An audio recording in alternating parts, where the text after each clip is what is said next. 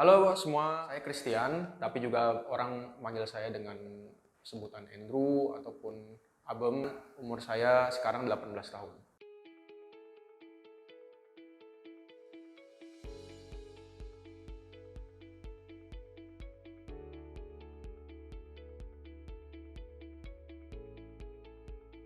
Kayaknya udah lama ya, kalau dihitung-hitung dari kelas 3 sepertinya, mungkin udah hampir 10 tahun. Kalau dibilang satu-satu ya, ini videonya nggak akan habis. Contoh sederhana yaitu, kalau menurut saya, itu kita bisa di sini mengenal berbagai perilaku dan karakter orang-orang begitu. Kita bisa melihat, oh orang ini tipenya seperti apa, kemudian guru ini bagaimana begitu. Tumbuh di sini dan berkembang selama 9-10 tahun, sangat bersyukur. Nah, kalau ini ya menurut saya sih ya bisa berteman ya dengan guru-gurunya, contohnya dengan Mr. Andre, dengan Miss Shebri, Ko Bob dan lain-lain sebagainya. Jadi dari murid itu kita bisa menjadi teman dekat lah seperti dengan guru-gurunya. Dan kemudian yang menurut saya juga sangat memorable bagi saya, yang dulunya cuma sekedar murid itu kemudian bisa ikut aktif jadi panitia di berbagai acara-acara SLC ya. Sebut aja ya mungkin terakhir ada X-Camp, ada ujian musik, dan itu merupakan suatu kesempatan yang langka sih.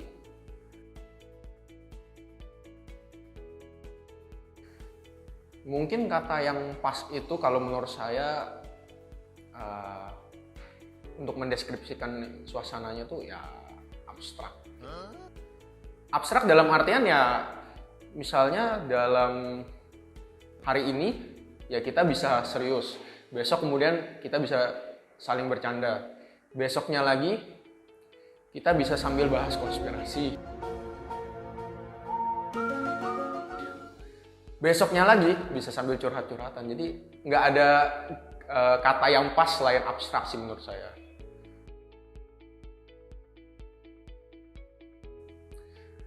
Oke, ya saya jelasin dulu ya. Kalau dari segi pelajaran ya di sini pernah ikut les Inggris dan juga kemudian musik, kemudian juga pernah matematika. Memang selain daripada ilmu yang didapat dari pelajaran-pelajaran itu, les yang biasa, saya rasa bisa dapat banyak sekali pengalaman seru dengan teman-teman di sini, kemudian dengan para pengajar juga. Dan ada beberapa misalnya seperti kemampuan buat public speaking gitu di sini, saya merasa kemampuan-kemampuan yang seperti itu dilatih dengan sangat baik sehingga membentuk bukan cuma dari segi pelajaran buat kita yang berguna, tapi dari segi-segi soft skill yang lain.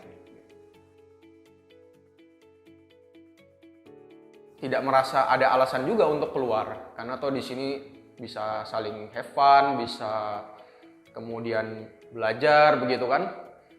Dan ya karena memang tempatnya sangat-sangat lingkungannya bisa dibilang nyaman untuk saya ya. Jadi makanya tetap memilih untuk di sini terus. Ya melanjutkan pendidikan tentu saja. Rencananya sekarang mau melanjutkan ke Jerman. Univnya sebelum ya, karena kan di Jerman itu kita harus banyak langkahnya, harus masih kursus bahasa, kemudian ikut namanya seperti sekolah persiapan namanya student college. Jadi untuk univ itu belum sebenarnya.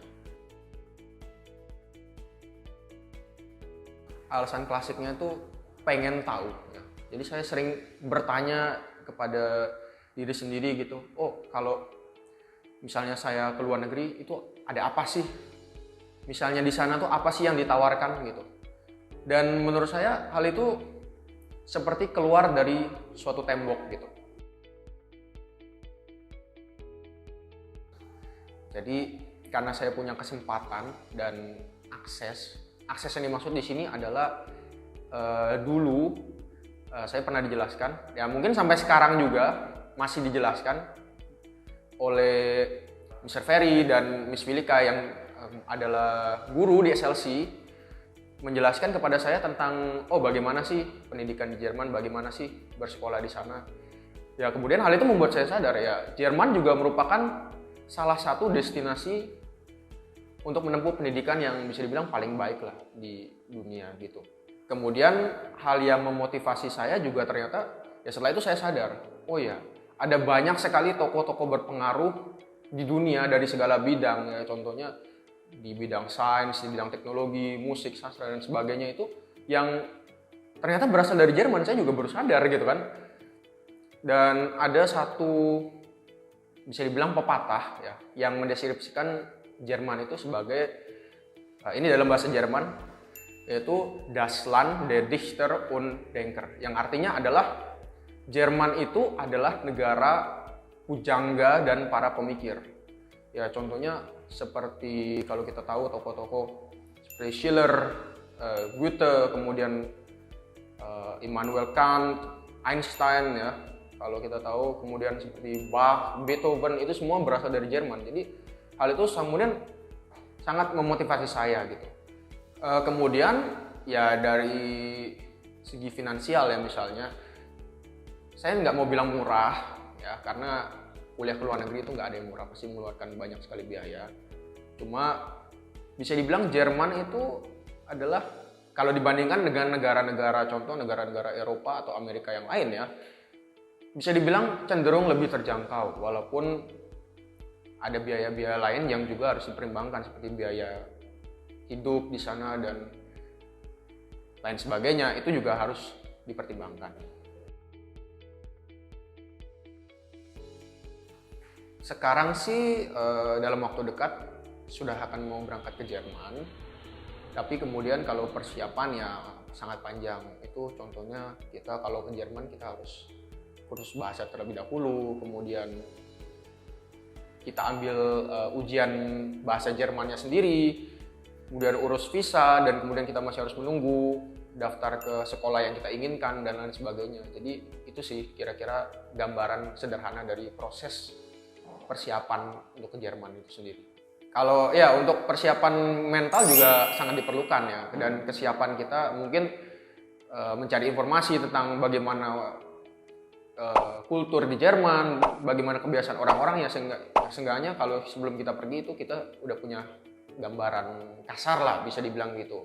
Walaupun ya nanti di sana pasti kenyataannya akan sangat berbeda yang harus kita hadapi sendiri kemudian seperti itu.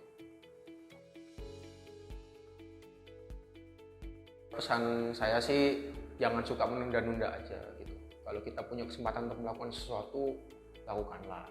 Dan juga kalau misalnya kita punya sesuatu yang benar-benar kita inginkan gitu, ya kita usahakan sebaik mungkin. Misalnya kita benar-benar menyukai sesuatu, kita usahakan kita tekuni dengan baik sampai akhirnya kita bisa bilang bahwa kita sudah menguasai apa yang kita inginkan tersebut.